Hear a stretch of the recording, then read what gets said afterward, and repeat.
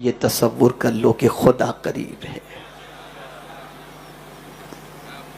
गुनाह के वक्त भी जब गुनाह का इरादा हो, शैतान वर्गलाए, फौरन समझ लेना मैं कैसे गुनाह करूं, मेरा खुदा करीब है। दूसरी बात, हर वो काम छोड़ दो जिस काम के शुरू में बिस्मिल्लाह और आखिर में अल्हम्दुलिल्लाह पढ़ने के लिए मना किया गया हो।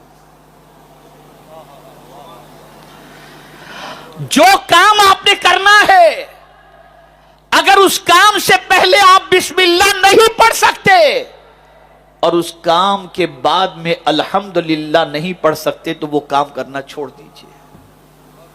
वो काम करना छोड़ दीजिए, आपकी जिंदगी गुनाहों से बच जाएगी। अब मेरी बहनें ये सबक यहां से लेकर के जाएं। आज की बच्चियां बनती संवरती हैं, औरतें बनती संवरती हैं कि कोई मुझे पसंद करे, शौहर पसंद करे। ये एक सोच होती है, मैं अच्छी तरीके से रहूं, मेरा शौहर मुझे देख करके खुश हो जाए। अच्छी चीज है और शौहर ही के लिए बनना संवरना चाहिए, दूसरे के लिए तो संवरना नहीं चाहिए।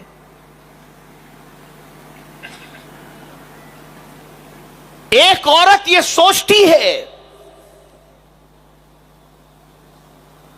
कि मेरा शौहर मुझे पसंद करे, या अगर गैर शादीशुदा लड़की है तो वो कभी रिश्ते के सिलसिले में बन संवर कर रहती है और उसके लिए हुक्म भी है कि घर में जब रहे तो अच्छी तरीके से रहे कि कभी भी कोई मेहमान आ जाए तो वो इतनी गंदी ना हो कि देख करके उससे घिन पैदा हो, बल्कि हमेशा जवान लड़की को अच्छी तरीके से घर में रहना चाहिए कि कभी भी कोई आए तो देख करके उसकी आंखों को ठंडक हो और अगर वो अपने बच्चे का रिश्ता करना चाहे तो कर सके।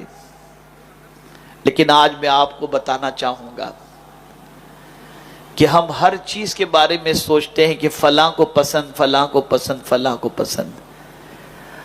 अब आज मैं अपनी बच्चियों से और बहनों से कहूंगा कि जरा आज मैं तुम्हें बताता हूं अल्लाह किन औरतों से मोहब्बत फरमाता है, कैसी औरतों से अल्लाह राजी होता है। औरत किस हाल में हो तो अल्लाह उससे राजी हो जाए। तो फरमाया गया औरत जब बापर्दा होती है तो अल्लाह उससे राजी हो जाता है। उस औरत को अल्लाह, वो औरत अल्लाह को बहुत ज्यादा अच्छी लगती है जो औरत बापर्दा रहती है। आज अगर माओ की दुआएं बच्चों के हक में कबूल नहीं होती, इसकी वजह बेपर्दगी है। तारीख उठा करके देखो कि जब बारिश नहीं होती थी तो बापर्दा खातून के दुपट्टे का धागा लेकर कोई अल्लाह की बारगाह में दुआ करता था तो उस धागे की वजह से अल्लाह बारिश को नाजिल कर दिया करता था। तो अगर कोई औरत ये चाहती है कि अल्लाह राजी हो जाए तो बेपर्दगी छोड़ दो, बापर्दा बन जाओ। लेकिन पर्दा सिर्फ लिबास का नहीं होना चाहिए, जहन पर भी गुनाहों के सिलसिले में, कल्ब के अंदर भी बुराइयों के जज्बात के सिलसिले में पर्दा डाल दो। ख्यालात भी पाकीज़ा करो, दिल के अंदर अल्लाह अज़्ज़ा वजल और उसके रसूल सल्लल्लाहु अलैहि वसल्लम की मोहब्बत भी पैदा करो और गुनाहों से अपने रिश्ते को तोड़ो। दूसरी चीज जो अगर औरत इख्तियार कर ले तो अल्लाह उससे राजी हो जाता है, वो क्या चीजें जानते हैं? वो शादीशुदा औरत जो अपने शौहर की गैर मौजूदगी में उसके माल और उसकी इज्जत की हिफाजत करती हो, कोई उसे कुछ भी कहे मौला उसे नेक औरत फरमाता है। फस्सालिहातु कानितातुन हाफिजातुन लिलगैबि बिमा हफिज़ल्लाह। और ऐसी औरत को अल्लाह अज़्ज़ा वजल, ऐसी औरत से अल्लाह राजी होता है। और इस औरत का मकाम क्या है जानते हैं? वो इन चीजों का ख्याल भी करती है। शौहर की गैर हाजिरी के अंदर शौहर की इज्जत और माल की हिफाजत भी करती है और शौहर उससे राजी भी है, तो नमाजी जाएगा जन्नत के अंदर बाबुस फलास से। जितने भी दरवाजे हैं, मुख्तलिफ इबादतें करने वाले उन दरवाजों से जाएंगे। लेकिन अगर कोई औरत नमाजी है, रोजेदार है, अल्लाह की इताअत करती है और इस हाल में इस दुनिया से गई कि उसका शौहर उससे राजी है, सरकार फरमाते हैं वो जन्नत के जिस दरवाजे से चाहे जन्नत में दाखिल हो जाए। तीसरी चीज, उस औरत से अल्लाह राजी होता है जो औरत कुरान की तिलावत करती है। तुम सबको राजी करने की कोशिश करती हो, शादियों के अंदर डांडिया खेलकर, रक्स करके, डांस करके सबको खुश करने की कोशिश करते हो, लेकिन किसी की खुशी तुम्हें कुछ फायदा नहीं पहुंचाएगी।